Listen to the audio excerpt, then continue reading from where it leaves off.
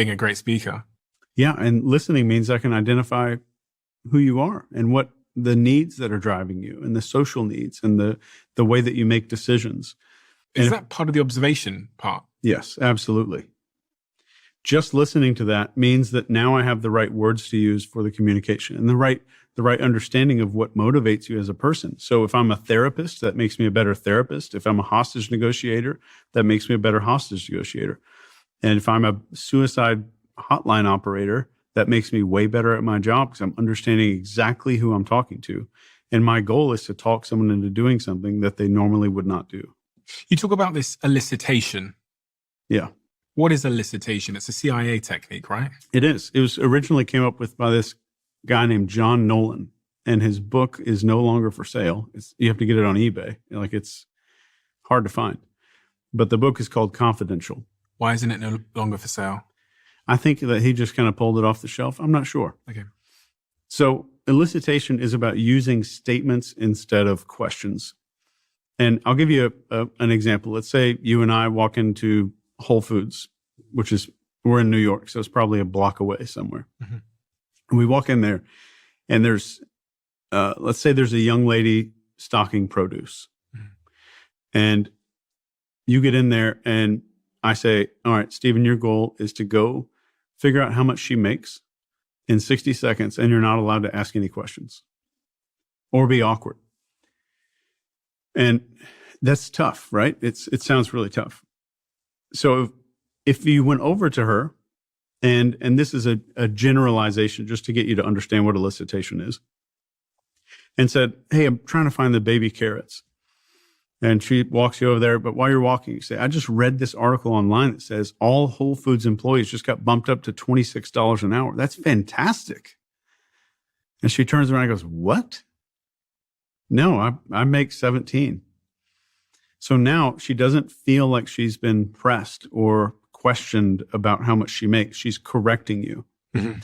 Or let's say you got into an Uber tonight and you said, I just read this article that Uber drivers were one of the top most highly satisfied employees in the country. You're going to get a correction. And you're going to be like, what? Where did you read that? So triggering a need to correct the record is one of the easiest ways to use elicitation, but it's only one. Another one is just making a statement afterwards and saying, I bet you had some interesting experiences doing that, or I can imagine that was challenging. Statements are always going to be better than asking pointed questions because a person feels like they're volunteering information. The third layer of that is disbelief. So let's say I wanted to ask if you just got back from vacation and I didn't want to use any questions.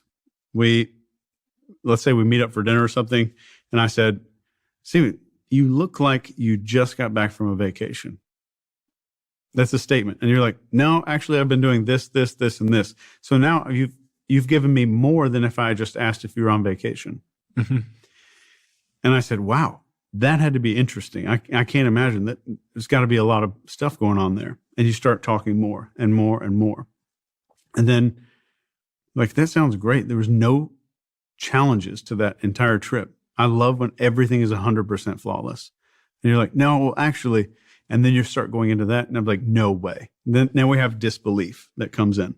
And I haven't asked a single question yet. So that's one thing that I challenge everybody that I train to get really good at is that elicitation piece. So how many layers can I get into a person or a conversation just using these statements? And that's why I wrote, there's a whole chapter about it in this book here. But that elicitation is powerful because we're not being asked questions. So our brain doesn't set off little security alarms. And this is how Soviet spies would get information from a 19-year-old U.S. Navy sailor in the early days of the Cold War. Ship would pull into Thailand, or a submarine would pull into Thailand or Singapore. Then a Russian would go up and these sailors would be drinking at the bar. Russian would sit there. He's got a Aloha shirt on or something and strike up a conversation. They say, I know that the German submarines could outrun you because their propellers are 22 and all of your submarine propellers are 18 feet in diameter. And the sailor, slightly drunk, turns around and says, no, they're not. And starts giving up all this information just to correct the record. And that's all they did back then, was just correcting the record. I'm triggering this need to offer some kind of correction to information that's inaccurate. And even with business intelligence, let's say that a company's moving and they have to get business intelligence. Somebody at that company will get approached at a bar and somebody will say, yeah, I heard you guys are moving between March and April. And they'll get corrected and they'll say, no, it's actually February, but we're not really supposed to talk about it. It's like, there's no way you're going to move in February. It's too cold and the interest rates are up too high. There's no possible way that the CEO would ever do that. It's like, yeah. And then you're going to get more information out because of the disbelief. So that was correcting the record. A second technique called bracketing, where I'm giving you a series like between March and May or between 39 and 59. And the third is the disbelief that starts getting this information out of people.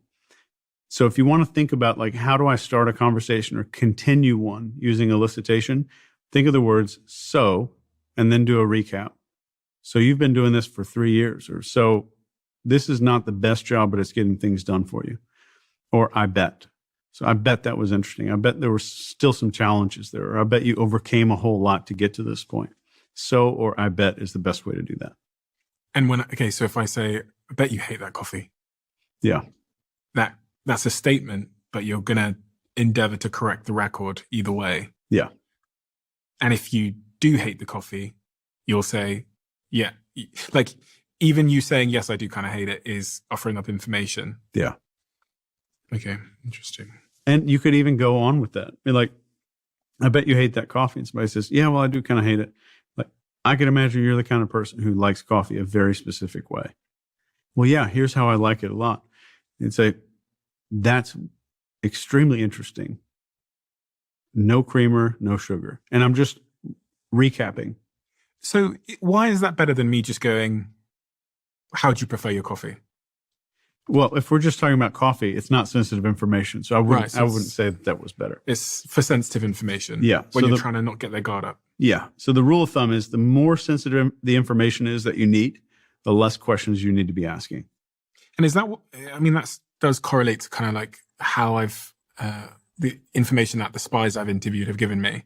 Like Andrew Bustamante and Mike Baker, they've both said that much of the game was like hearing someone out and just letting them talk and talk and talk and talk. Yeah. But not being too pushy. Yeah. And that's the best